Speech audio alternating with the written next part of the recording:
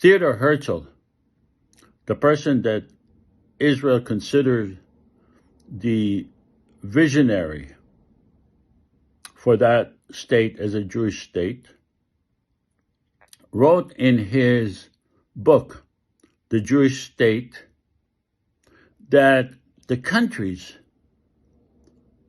where the Jews lived did have laws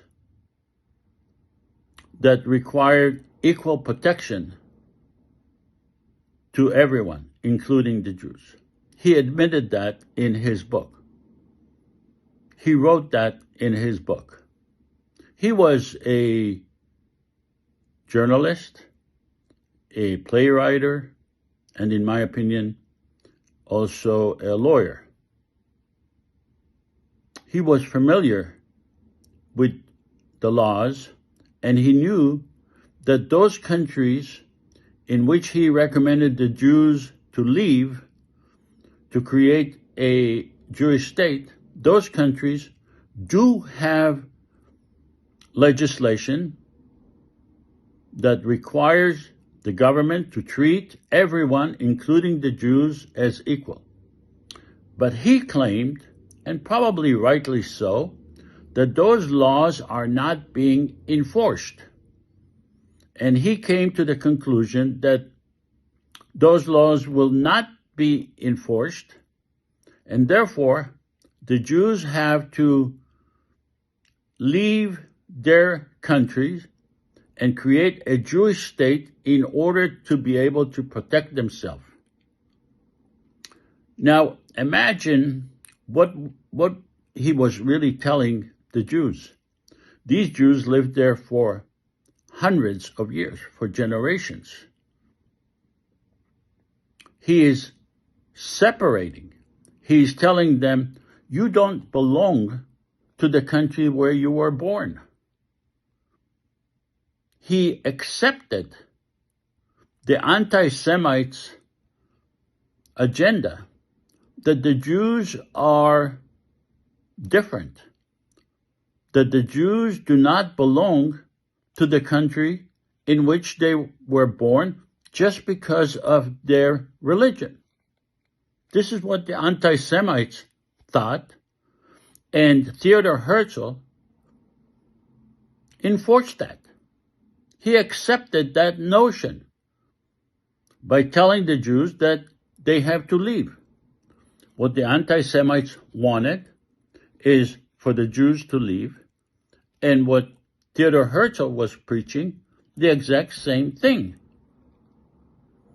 What he did was created an artificial separation between people, between citizens and their own country just because of their religion.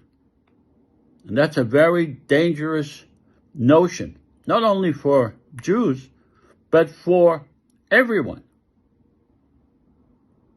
If he truly cared about the Jews,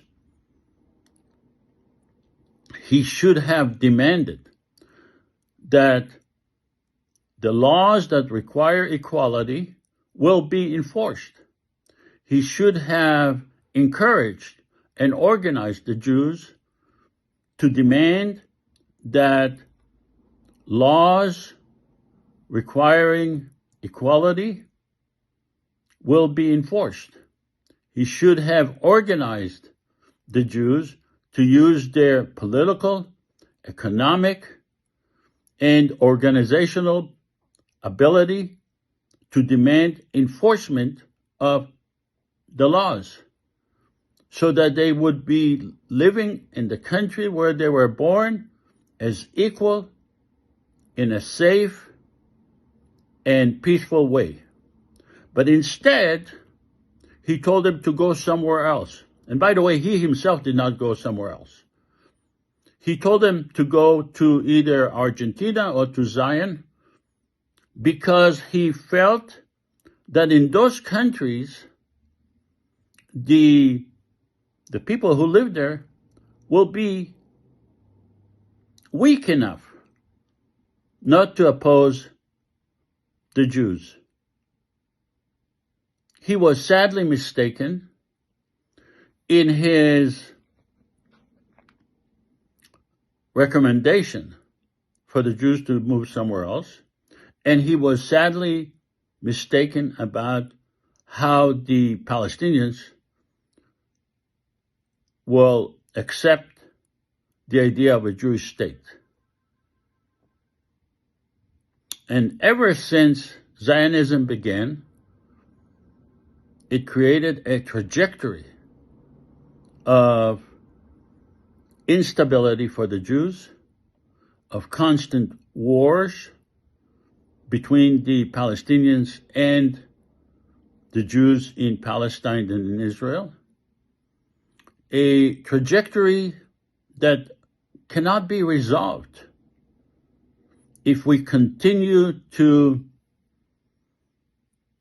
create this artificial connection between religion and state.